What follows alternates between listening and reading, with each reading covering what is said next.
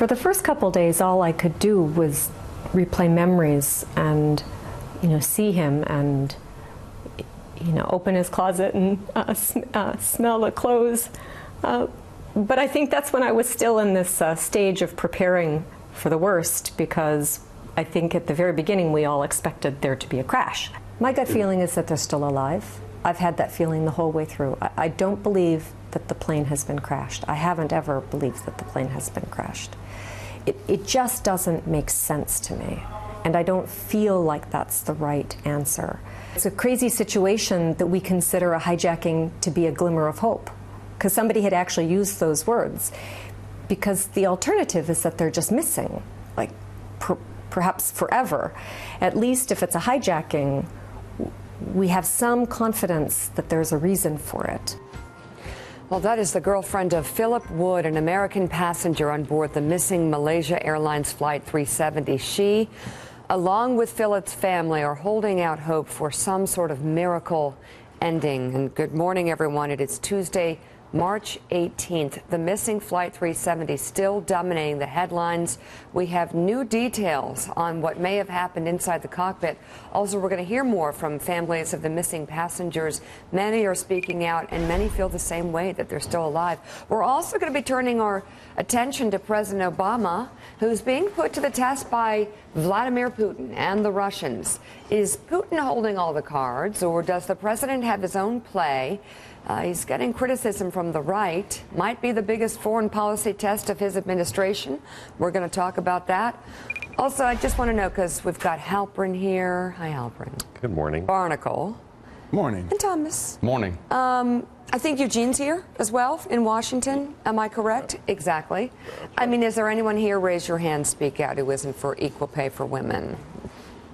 Right. We're good. We're all good, right? Absolutely. Easy to answer, right? Yeah. Right. We're on the same track in a lot of ways. Just look at how we dress. I know. Wow. Like Whoa. twins. Okay. You We're do. like the same person. What's Twins. that about? Okay. Well, Equal pay in all job back to categories. equal pay.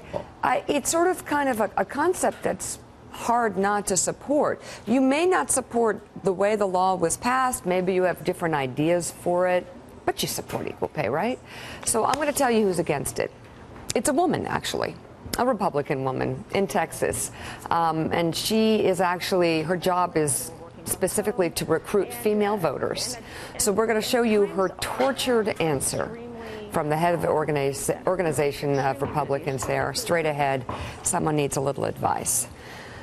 All right, so we've done that. Why don't we get to the top of the show? We've introduced everybody.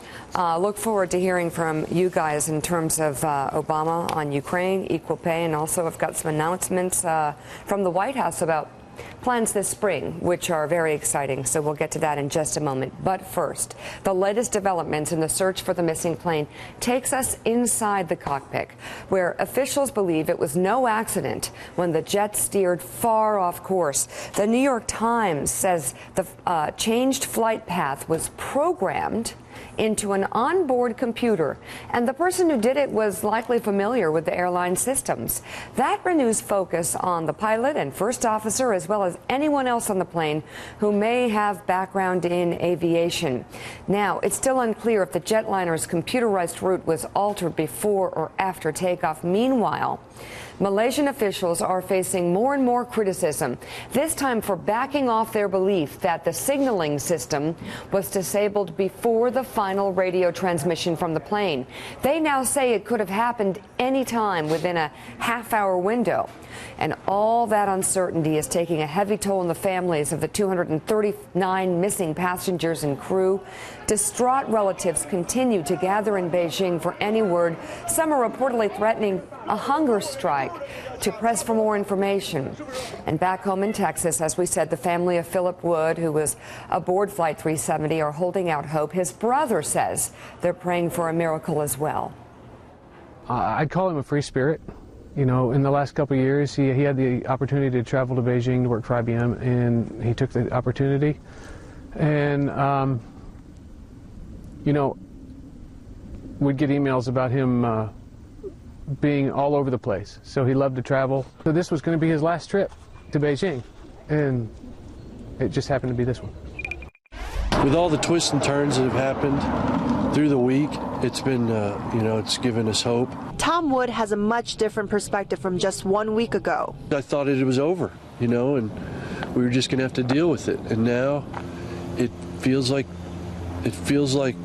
there's might be a good ending to this. I mean, we're believing there's a miracle in this. He says he and his family have been overwhelmed by support. There's even a Facebook page dedicated to finding Philip Wood. People I never thought I'd hear from again have contacted me, and so my friendships have been strengthened, and we're just going to have a big party when Phil gets back, with everybody. Wood says his faith has been growing during this difficult journey. So has his desire to see his older brother again. I know he's strong guy, and he's a smart guy, and he can survive things. He can survive things. He can survive this. Wood says if he could tell his brother anything, it would be this. Hang on, brother, and we'll see you soon.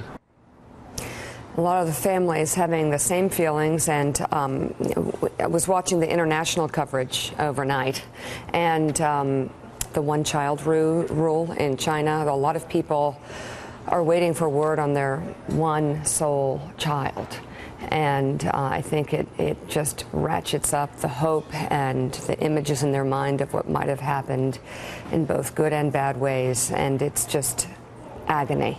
Joining us now, NBC News terrorism analyst and former FBI special agent Don Borelli. And Don, you're in the difficult position of trying to figure this out because it's still tremendously ambiguous, is it not? It absolutely is. There seems to be so many unanswered questions, and now we've got the new revelation about the U-turn, and that it was programmed into the computer, and that was done deliberately and by somebody with knowledge of the system. So it goes back to the question, why would somebody do that, and who would do it? And obviously it needs to be, the experts say, somebody that's intimately involved and has knowledge of those systems. So again, I think you just keep trying to investigate everybody on board, looking for some shred of evidence, some clue in their background that might lead to the motive of why would somebody do this, particularly looking at the pilots, but then you've got to really open that scope of the investigation to look at everybody. So, Don, we talk about the knowledge that you're pointing to here about what it takes to fly this plane and what it takes to set up that course correction. We talked about earlier in Way Too Early the fact that there are over 600 runways within the search radius right now where that plane could have safely landed, with runways of over 5,000 feet. Typically, a Boeing 777 needs up to 7,000 feet to land, but somebody skilled could land it on a lesser runway. Is that also helping fuel the speculation, certainly for these angry and frustrated families, that their loved ones could be somewhere?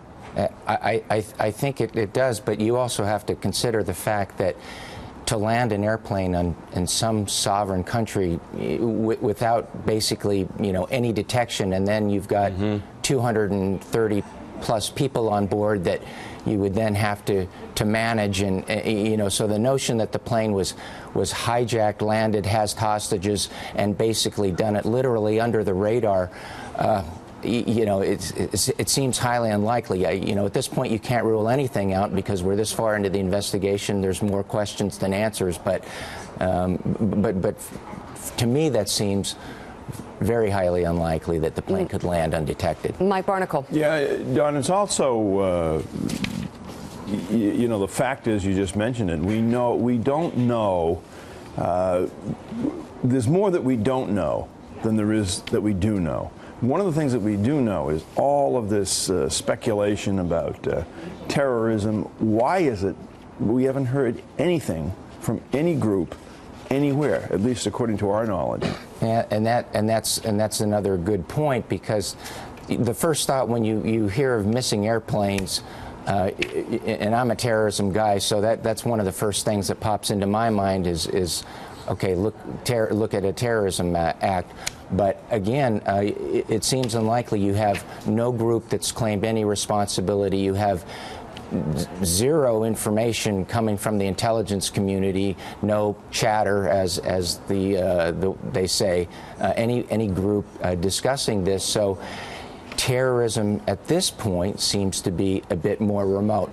I mean, I will throw another scenario in there, and you know, I hate to be the guy that, you know, kind of introduces another theory, but when you have a navigation system that's controlled by a computer, I would be asking the question, is it only able to be manually changed, or could somebody, you know, override that with some type of malware or you know, intrusion? And that's, you know, at this point, when you have so many questions, you have to really look at every possibility. I mean, is it even plausible? Right. We've got a couple different reports throughout the show on this. Don Borelli, thank you so much, NBC terrorism analyst. I'll be back in touch with you.